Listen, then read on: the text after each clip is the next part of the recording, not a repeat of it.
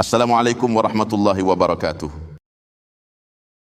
Ada beberapa orang nabi yang dipercayai masih hidup hingga kini. Salah satunya adalah Nabi Ilyas. Kendati kebenaran terkait apakah beliau masih hidup hingga saat ini masih jadi misteri, namun yang pasti beliau adalah salah satu dari 25 nabi yang wajib diimani. Nama Nabi Ilyas sendiri disebut dalam Al-Quran sebanyak 4 kali, yaitu di surat Al-An'am ayat 85 dan Asy-Sya'fat ayat 123, 129 dan 130. Sedangkan kisah tentang perjuangan Nabi Ilyas dalam memperingatkan kaumnya termuat dalam surat Asy-Sya'fat ayat 124 hingga 128. Memang tidak banyak ayat yang menceritakan tentang Nabi Ilyas, namun keberadaannya sebagai Rasul Allah sangat jelas disebutkan dalam surat Asy-Sya'fat ayat 123 tersebut. Siapakah Nabi Ilyas? Nabi Ilyas merupakan putra Yasin bin Fanhash.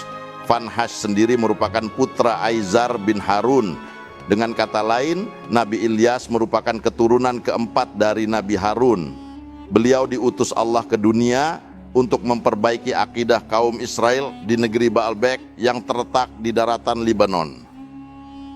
Nabi Ilyas terlahir di tengah-tengah Bani Israel yang menyembah berhala bernama Baal.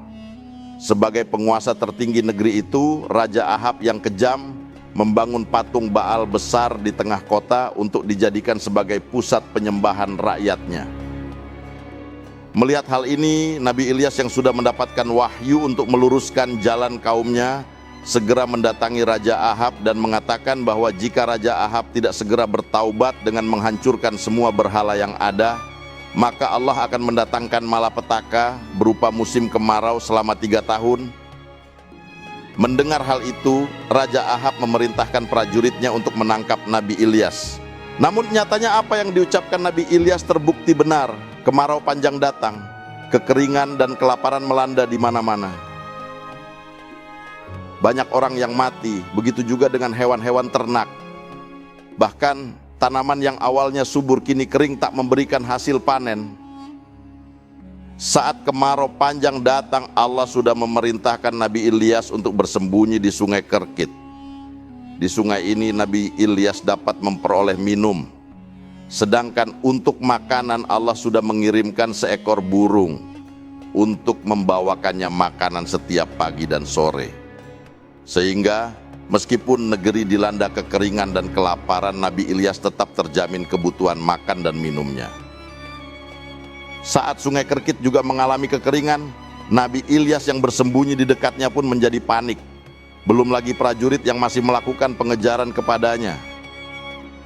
Oleh karena itu, ia pun berlari dan bertemu dengan keluarga yang baik.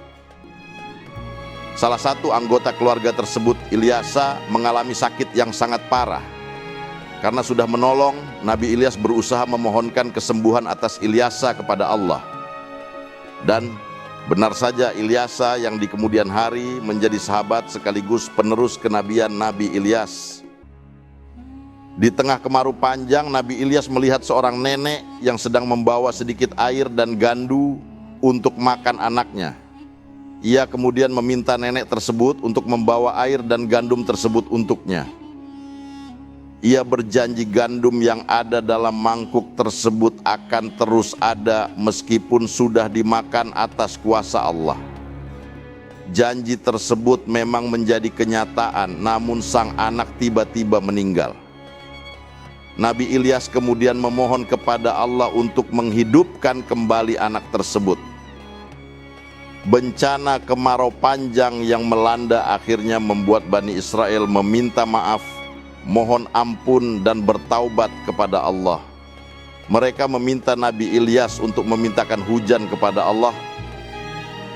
Dan atas seizin Allah, tak berapa lama setelah Nabi Ilyas berdoa, hujan pun datang di negeri tersebut. Sayangnya mereka kembali terlena dan menyembah berhala hingga Allah mengirimkan azab yang kedua kalinya. Semoga kisah Nabi Ilyas menjadi gambaran bagi kita untuk lebih mendekatkan diri kepada Allah. Mari kita memperkuat iman dan keteguhan hati kita dalam menghadapi segala kesulitan. Dan mari kita bersama-sama mengambil hikmah dari kisah ini. Akhir kata saya ucapkan terima kasih.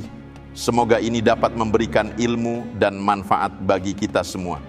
Dan menjadikan kita pribadi yang lebih beriman. Assalamualaikum warahmatullahi wabarakatuh.